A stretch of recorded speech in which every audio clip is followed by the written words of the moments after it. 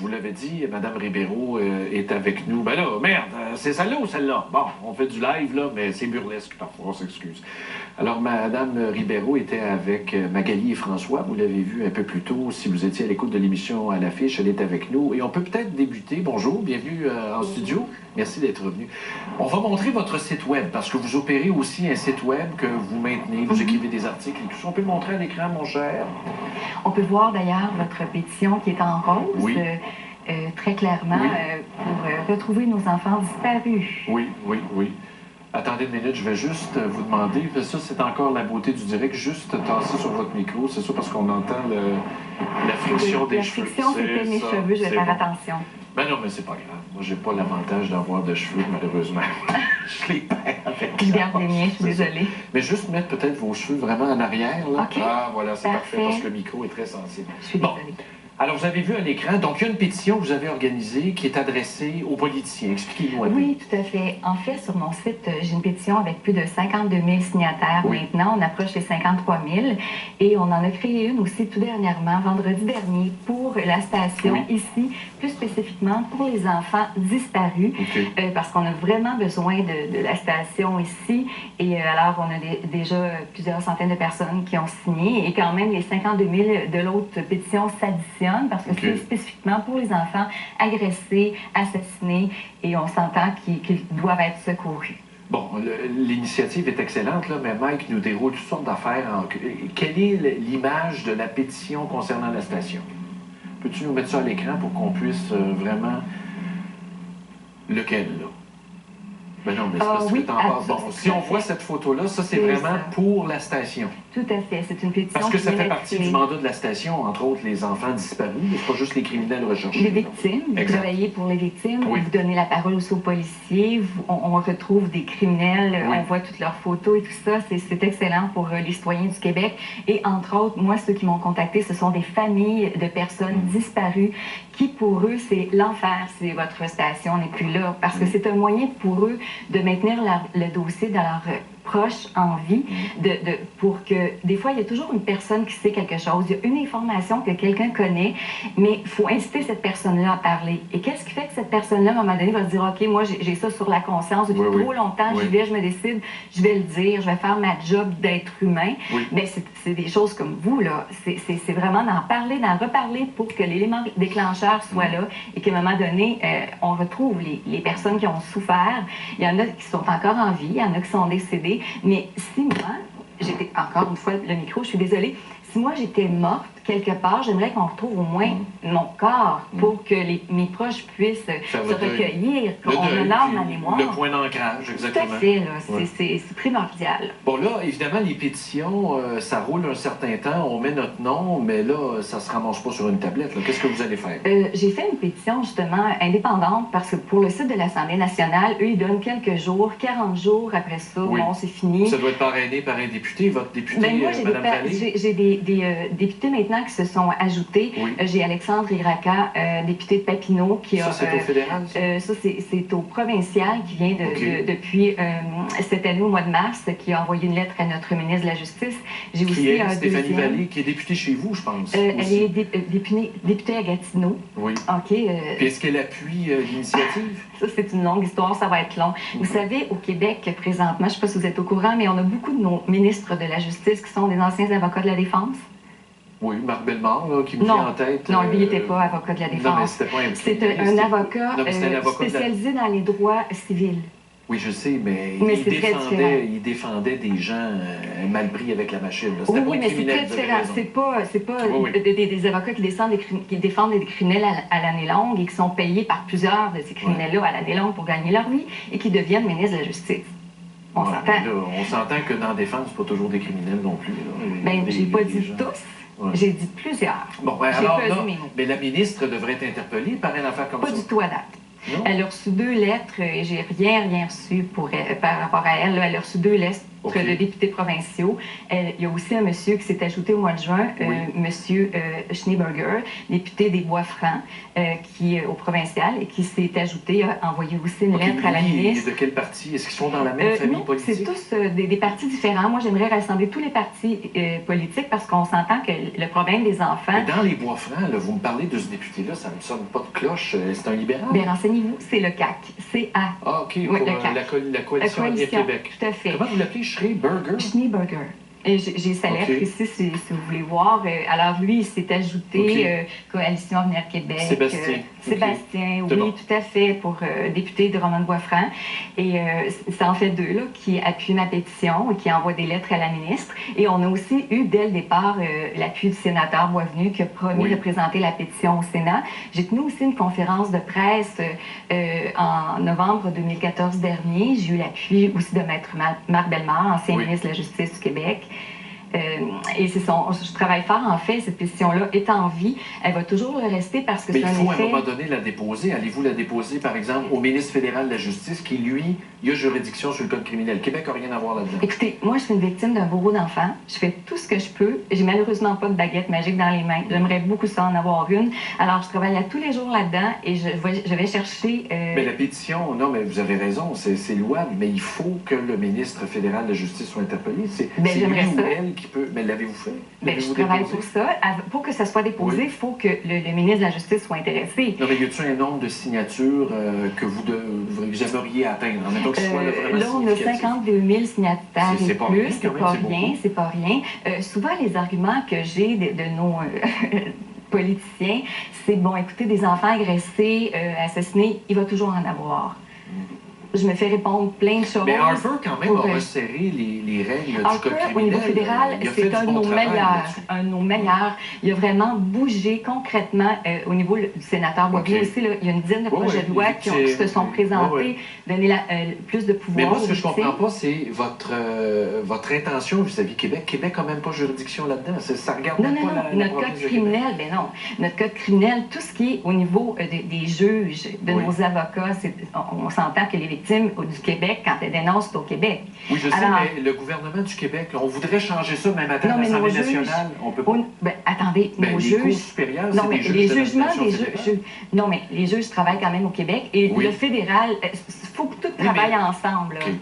Mais de toute façon, je suis pas venue pour m'obstiner de politique, je suis venue pour parler des enfants. Non, mais votre pétition, là, quand on dit Québec fait rien, là, je suis peut-être d'accord avec vous, mais comment voulez-vous qu'un ministre lève le téléphone puis parle aux juges? Ça serait ça? Les sensibiliser? Si je veux poster une lettre, je vais au bureau de poste. Oui.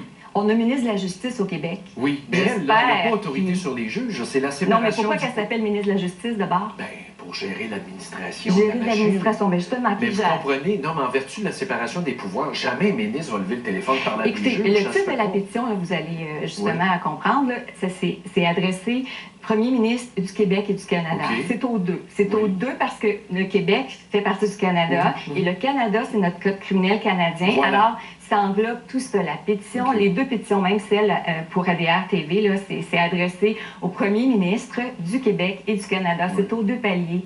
Vraiment, il faut qu'il y ait une volonté politique aux deux paliers. Il faut qu'on travaille tous ensemble dans la main, pas juste un parti non plus. Là, on a eu... c'est au-delà des partis politiques. Il faut vraiment que tous les citoyens soient conscients. Et ce que j'entends souvent par les politiciens, bon, de toute façon, il va toujours en avoir. C'est pas ça qu'on a vu le 22 octobre, quand il y a un terroriste qui s'est avancé à Ottawa pour tirer. OK? Dès le lendemain, à la seconde même, de toute façon, il y a eu un travail de fait globalement pour la sécurité de tous les politiciens à travers le Québec et le Canada.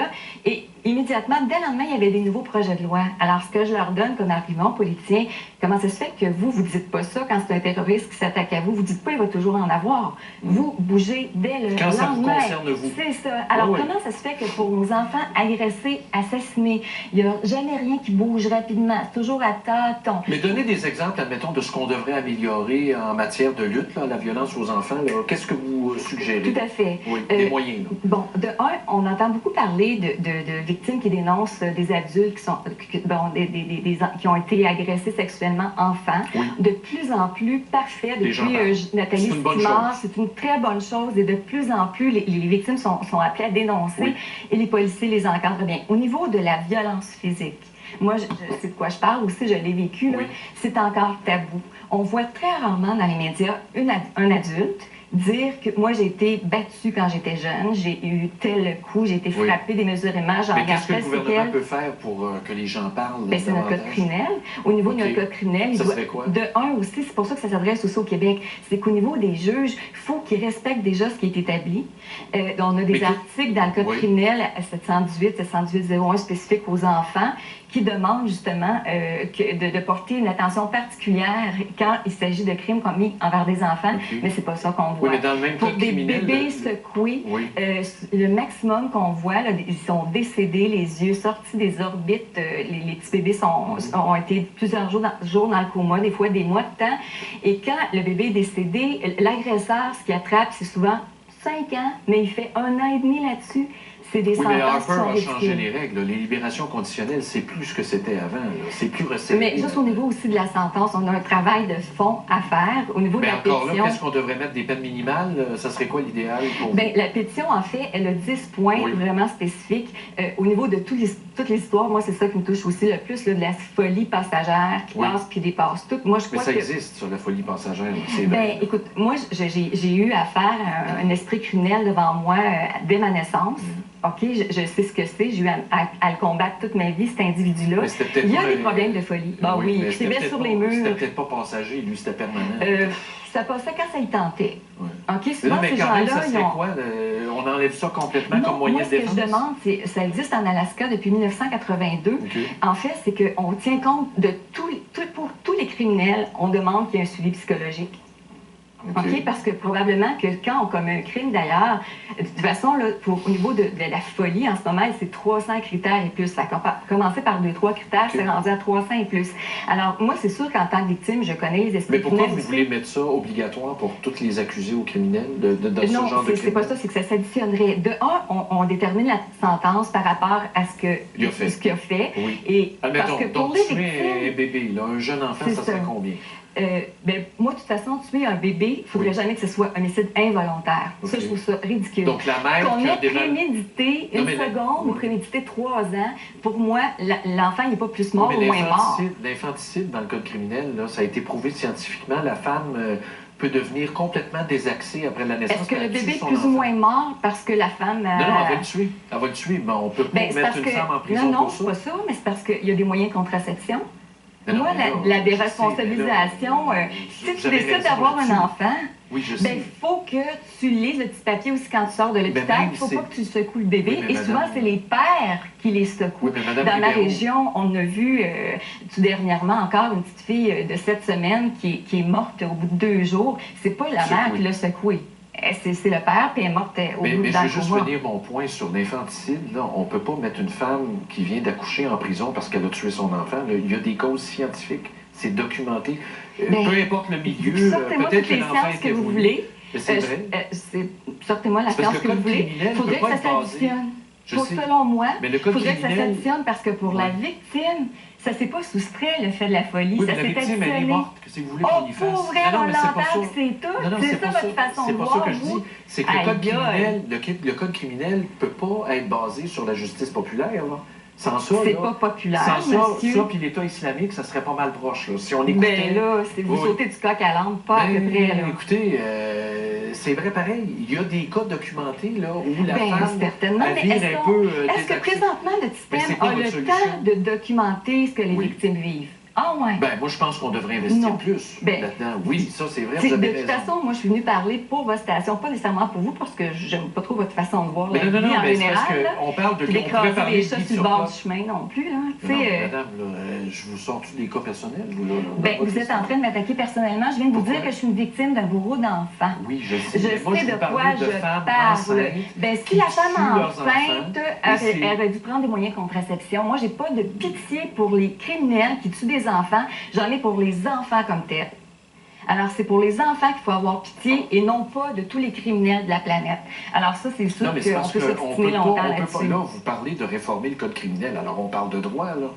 Puis Je vous en parle. une cour de justice, là, ça marche pas comme vous le pensez. Là. Toi, c'est comme ceux qui disent que Guy Mais Turcotte... oh, mon Dieu, vous semblez avoir le pouvoir absolu. Non, c'est pas ça. C'est parce que ça marche pas de même. Guy Turcotte, je donne l'exemple de Guy Vous pensez que Turcotte. notre système judiciaire s'est bâti comme ça? Ça fait des millénaires que notre système existe. Oui, et je pense que les citoyens doivent se tenir debout pour vérifier quand il y a des débordements. La folie, présentement, nos lois sont rendues plus folles que les vrais fous. Alors, ça se peut pas qu'un cas comme Turcotte, qui prend 6 ans...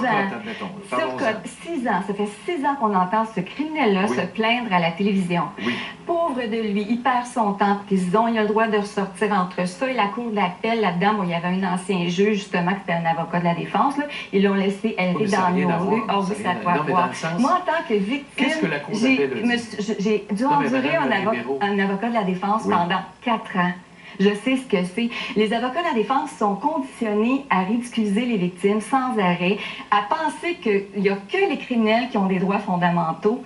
Et c'est pas vrai du tout, du tout, du tout. On va terminer rapidement. Le temps file, c'est bien passionnant, mais je vous dis, Guy Turcotte, qu'est-ce que la Cour d'appel a dit? De le remettre dans nos rues et que les journalistes, finalement, le public, on est mal informés. Ben là, vous ne l'avez pas lu. L'avez-vous lu le document de 26 pages? Moi, je l'ai lu, il est juste ici, monsieur. Est-ce que vous voulez lire? Ça sera peut-être bon pour votre culture. Regardez, la Cour d'appel a dit 2 choses. On recommence le procès. Ils n'ont pas dit 2 choses. Il y a 26 pages, puis il y a 68 points. Là. On recommence le procès. Ça a été mal fait. Là, c'est pas la Cour d'appel qui ont dit ça. Là, quand ils l'ont remis dehors, là, vous mêlez toutes. Là. Et le deuxième procès, c'est une chose. Non, mais qu'est-ce que la Cour d'appel a dit sur la requête de remise en liberté? Elle a dit qu'il ne représente pas, selon les critères, un risque. Bien, moi, ce que je lis dans ce document-là, c'est que pendant les 26 pages, ils ont omis de mettre le nom des 2 enfants, leur âge et le nombre de coups de couteau qu'ils ont reçus. S'ils avaient été informés, ces 3 juges-là, de leur nom, c'est pas des machines. Tout le long des 26 pages de ça, là... Ils sont au courant de tout ça?